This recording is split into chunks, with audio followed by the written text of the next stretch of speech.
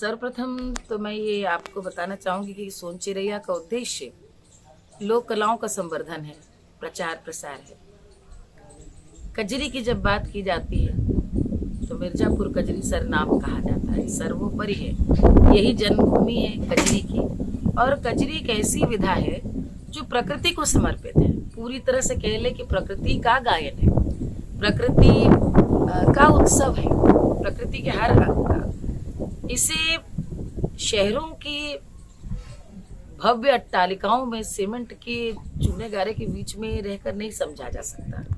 और इसी सोच से मैंने पिछले वर्ष से ये प्रकल्प चलाया कि इच्छुक लोग, और हम लोग सिर्फ ज़्यादा से ज़्यादा 16 लोगों को लेके आते हैं अपने संग, क्योंकि बहुत लोगों को लाने में भीड़ को नहीं सिखाना है। जो वास्तव में कला और प्रकृति दोनों का सम्मान करता हो, उसे सिखाने का उद्देश्य है। मिर्जापुर में रहकर मिर्जापुरी कजरी, बनारसी कजरी, अवधी कजरी, जो शास्त्रीय संगीत की परंपरा की कजरी है, उसको भी सिखाने का प्रयास रहता है। और सोन चिरैया में हमारी जो अध्यक्षा हैं पद्मश्री डॉक्टर विद्याबिंदु सिंह जी, वे भी साथ आती हैं, पिछली बार भी आई थी, तो वे जानकारी देती हैं, पूरा ज्ञान देती हैं, व्याख्यान देती हैं। लोक गायकी की मौजूदा स्थिति और जरूरत पर क्या कहना चाहेंगे आप? देखिए, जीवन है और जीवन परिवर्तन है, जीवन एक पथ पे चलने का नाम है। परंपरा से हमने लिया है, हमारी आगे की पीढ़ी भी परंपरा से लेगी। वो परंपरा पवित्र रहे, इसके पीछे ही हम लोग दीवानों की तरह जुटे हुए हैं, काम कर रहे हैं कि आगे की पीढ़ी को कुछ कुछ वही मिले जो हम लोगों ने अपने बुजुर्गों से लिया। बहुत सारे कलाकार हैं और अब प्रकाट्य के लिए बहुत सारे संसाधन भी, जैसे कि सोशल मीडिया, यूट्यूब, कोई भी व्यक्ति गा सकता है। उसके अच्छे परिणाम भी है, दुष्परिणाम भी। अच्छे परिणाम है कि मान लीजिए किसी की दादी को कुछ आता है, वो तो कभी जाकर रिकॉर्डिंग कराएंगी नहीं कहीं, लेकिन घर में पोते ने रिकॉर्ड करके डाल दिया, तो एक बहुत दुर्लभ चीज़, शायद बहुत सरस, सुरीली, प्रामाणिक चीज़ सामने आ गई। ये उसका सुंदर पक्ष है। और नकारात्मक पक्ष ये है कि बहुत कुछ जो उच्च संकल्पनाएं भी हैं जो नहीं जानी चाहिए, वो भी मनुष्य गाता है और गा करके डाल देता है। जी, काशी के विकास और कला के बारे में आप क्या कहना चाहेंगे? ये तो अपने आप में बहुत बड़ा विषय है। काशी महादेव की नगरी है, जैसे शक्तिपीठ है हमारा मिर्जापुर, और काशी में आरंभ से ही कला की आराधना हुई है। महादेव ने और पार्वती ने और गणेश जी ने, सबने मिलके तो कला का उसे जन्म दिया। नृत्य, वादन, ओंकार से गायन, सब कुछ वहीं से आया। तो इसमें कोई संदेह नहीं कि इतना समय बीत गया, लेकिन आज भी काशी का जो संगीत का जो संस्कृति का कोश है, वो कभी भी सूना नहीं पड़ता। और मिर्जापुर, काशी, मुझे लगता है कि एकदम एक दूसरे के पूरक हैं। एक कह लीजिए कि एक ही संस्कृति, मिली जुली संस्कृति। मिर्जापुर से अपने लगाव के बारे में बताएं आप। बहुत है, और ये ऐसा लगाव है कि मातृभूमि जैसा लगाव, क्योंकि मेरा जन्म तो कन्नौज में हुआ, लेकिन कन्नौज रहना बहुत कम हो पाया, ननिहाल थी हमारी। तो जब मैं 8 महीने की थी तो मेरे पिताजी की तबादला कानपुर से मिर्जापुर हुआ, जिला अस्पताल। तो मैं 8 महीने की मुझे लेकर यहाँ आए। साल भर में 3 महीने मुंडन हुआ माँ विंध्यवासिनी के परिसर में, और फिर 8 बरस यहीं रही मिर्जापुर। यानी मैंने जब यहाँ से गई हूँ तो 9 बरस की थी, तो बहुत समझ थी, बहुत कुछ कह लीजिए, इसलिए स्मृतियाँ हैं मिर्जापुर की, सांस्कृतिक स्मृतियाँ हैं। यहाँ पर विंध्याचल मैया में कार्यक्रम होता था, सितारा देवी जी को, गुदई महाराज जी को, अपनी गुरु अप्पा जी, गिरजा देवी जी को, सबको गाते बजाते हम लोगों ने यहाँ देखा। तो गंगा जी की संस्कृति, हमारी जो घर था, घर के नीचे गंगा जी बहती थी, और यही अभी सावन भादों में ऊपर तक ऐसे आती थी कि लगे कि अब ऊपर जल एकदम घर के भीतर घुस आएगा।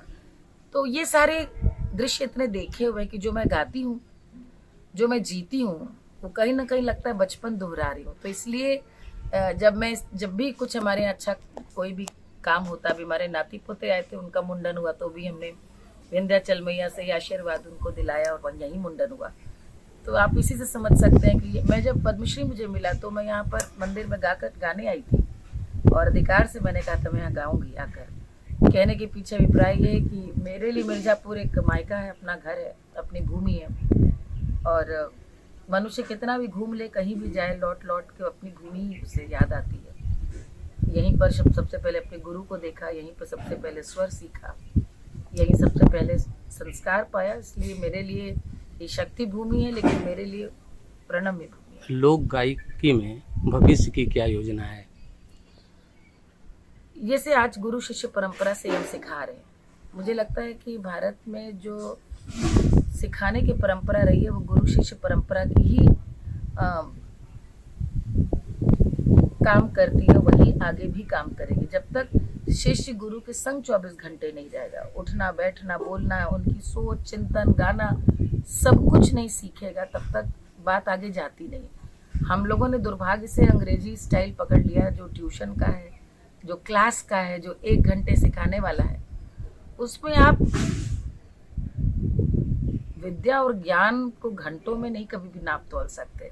तो जो पहले था गुरु, हम लोग कहीं बैठे तो 4 घंटे बैठे, साज नहीं है लेकिन चले जा रहे हैं तो बहुत कुछ सीखते चले जा रहे हैं। ये यहाँ बैठे पंडित धर्मनाथ मिश्र जी, अभी हम लोग लंदन गए थे कार्यक्रम में, और जब तक हम लोग पहुंचे एयरपोर्ट से अपने होटल, तो रास्ते भर में एक दुर्लभ बंदिश थी, न साज न कुछ, गाड़ी भर में मैंने उनसे सीख ली थी। आपको याद है?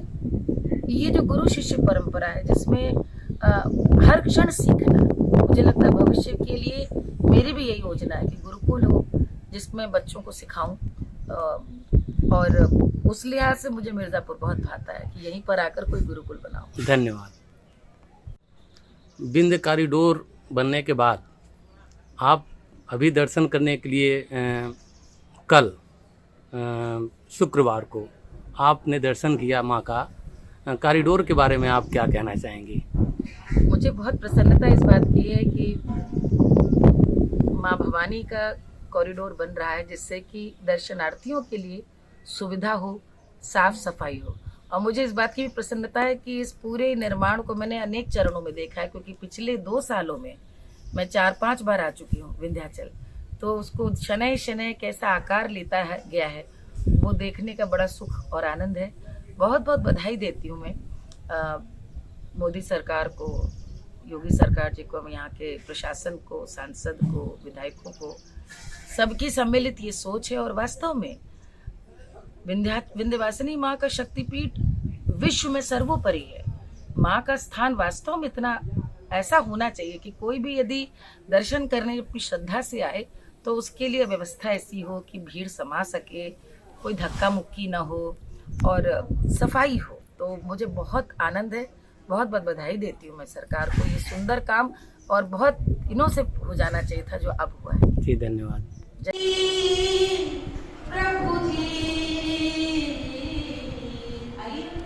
प्रभु जी, प्रभु जी, मैं अनाथ तुम नाथ, मैं अनाथ तुम नाथ। प्रभु जी, प्रभु जी, प्रभु जी, प्रभु जी, मैं अनाथ तुम नाथ, मैं अनाथ तुम नाथ। अगर आप ये वीडियो YouTube पर देख रहे हैं तो हमारे चैनल को सब्सक्राइब करें और बेल आइकन को दबाना ना भूलें। अगर आप Facebook पर ये वीडियो देख रहे हैं तो हमारे पेज को लाइक करें।